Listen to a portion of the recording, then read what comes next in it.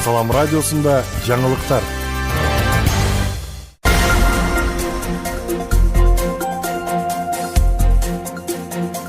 Арабаңыз ардактуу угарман жана көрүүчү, эфирде жаңылыктар түрмөгү. Аны менен мен Нурпейил Ашур кызы тааныштырам.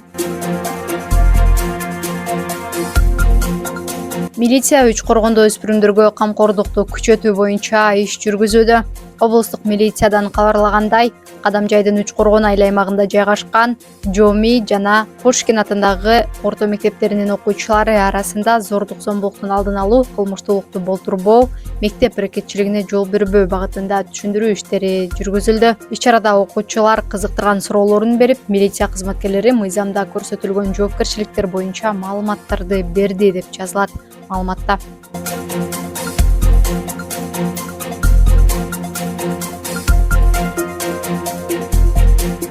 Баткенде кыргыз-өзбек айыл чарба жарманке фестиваль өттү. Бүгүн 14 ноябрда Баткен шаарында Алтын күз аталышындагы кыргыз-өзбек эл аралык айыл чарба жарманкеси өттү.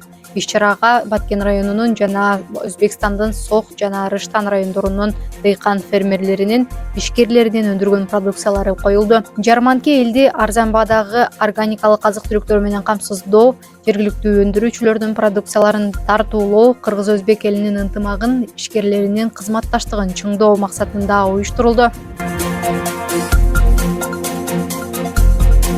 Баткенде акысыз юридикалык жардам боюнча окутуу өттү. Бүгүн 14 ноябрда мамлекет кепилдеген юридикалык жардам боюнча окутуу өттү. Бул тууралуу облустук бийликтен билдиришти. Ага ылайык окутууга жарандарга укуктук жардам көрсөтүү багытында иш алып барган бардык мамлекеттик органдардын кызматкерлери катышты. Окутуу жарандардын мамлекет кепилдеген юридикалык жардам боюнча маалымдуулугун жогорулатуу, аларга акысыз юридикалык жардам алуу мүмкүнчүлүгүнөн пайдаланууга шарт түзүү максатында уюштурулган. Белгилей кетсек, социалдык колдоого муктаж жарандар мамлекет кепилдеген юридикалык жардам кызматын акысыз пайдаланса болот. Укуктук жардамга жана кеп кеңешке муктаж жарандар жерлерде райондук администрацияларына, мэрияларга жана юстиция башкармалыктарына кайрылып, аталган кызматтын адистери менен байланышса болот.